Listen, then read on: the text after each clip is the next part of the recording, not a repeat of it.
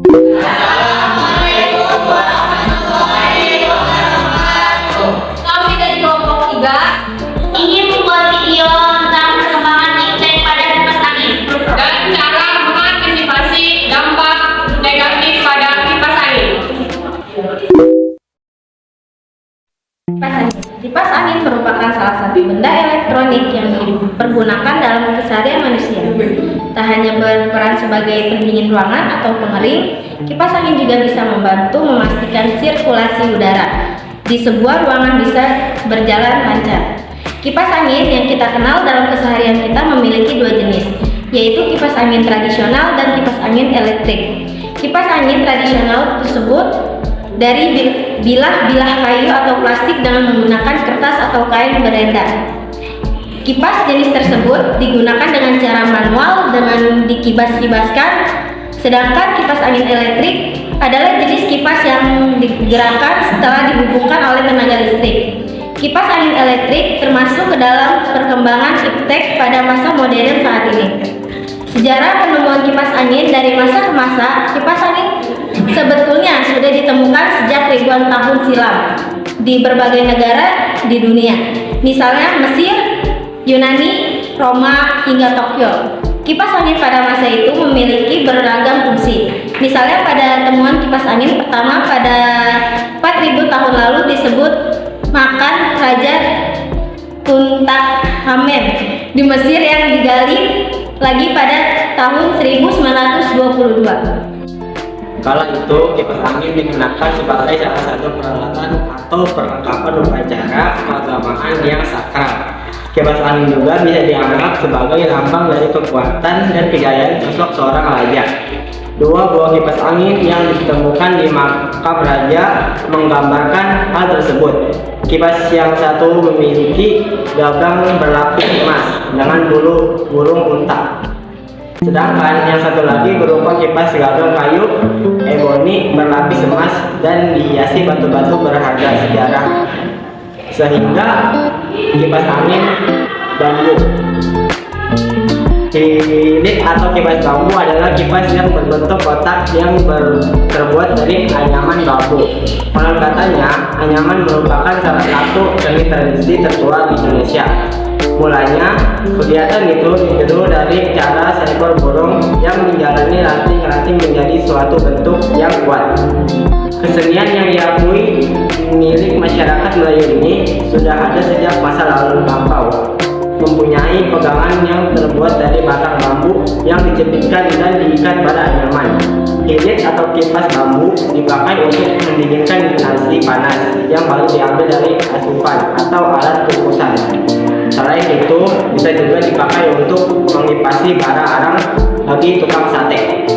Sejarah kipas angin listrik Weller 1860 sampai dengan 1923 menemukan cara untuk menerapkan ilmu yang dapat menggerakkan kipas menggunakan listrik. Berdasarkan hasil rancangan Thomas Edison dan Nikola Tesla, Weller mengembangkan kipas yang digerakkan dengan bantuan listrik dan dipasarkan oleh Crocker dan Curtis. Sementara itu, pengembangan lebih lanjut dari kipas angin listrik dilakukan oleh Philip H. Dell, seorang imigran Jerman. Ia menciptakan kipas angin yang ditempelkan pada langit-langit yang dipatenkan pada tahun 1887. Dell juga menambahkan lampu pada kipas angin langit. Pada tahun 1910, Westinghouse memasarkan sebuah kipas angin listrik untuk keperluan rumah tangga dengan baik bahwa listrik untuk mengoperasikannya hanya memerlukan biaya yang rendah. Kipas angin kemudian menjadi sebuah alat elektronik yang populer pada setiap rumah tangga untuk menghilangkan udara panas di dalam rumah. Kini dengan kemajuan zaman, kipas angin dapat diproduksi dengan teknologi yang semakin baik serta semakin terjangkau karena bahan baku yang diproduksi masal dalam industri. Kehidupan menjadi semakin nyaman berkat adanya kipas angin. Udara panas di siang atau malam hari bisa teratasi dengan adanya kipas angin listrik tanpa harus mengeluarkan tenaga untuk mengipas memakai tangan. Kipas angin secara umum dibedakan atas kipas angin tradisional antara lain kipas angin tangan dan kipas angin listrik yang digerakkan menggunakan tenaga listrik. Pengembangan kipas angin semakin bervariasi baik dari segi ukuran, penempatan, posisi, ukuran kipas angin mulai kipas angin mini atau kipas angin listrik yang dipegang tangan menggunakan energi baterai. Kipas angin digunakan juga di dalam unit CPU komputer seperti kipas angin untuk mendinginkan prosesor, kartu grafis, power supply, dan casing. Dampak negatif kipas angin: yang pertama, kekurangan oksigen; yang kedua, tenggorokan dan hidung menjadi kering; yang ketiga, dehidrasi, hipotermia; yang keempat, nyeri otot; yang kelima, mata dan kulit kering; yang keenam, menimbulkan reaksi alergi; yang ketujuh, Bell palsy. 1. Jika rumah Anda menggunakan tirai, disarankan untuk memakai warna cerah, jangan warna gelap. Warna gelap dapat menyebabkan ruangan terasa lebih panas. 2. Ketika udara di luar rumah sedangkan panas, maka disarankan untuk menutup jendela dan tirai. Hal ini bertujuan supaya udara panas dari luar tidak masuk ke dalam ruangan. Apabila suhu turun, maka Anda boleh bukanya kembali supaya sirkulasi udara dalam ruangan tetap terjaga. 3. Untuk mengurangi penggunaan kipas angin saat tidur, Anda juga bisa melakukan beberapa hal seperti mandi sebelum tidur atau sekedar memercikan air ke wajah ataupun leher. Bisa juga dengan mengonsumsi air dingin sebelum tidur.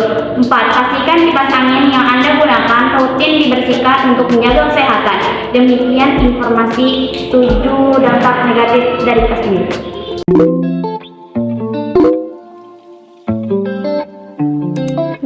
Cukup sekian pembahasan dari kami. Kurang lebihnya kami mohon maaf. Wabillahi taufiq wal hidayah.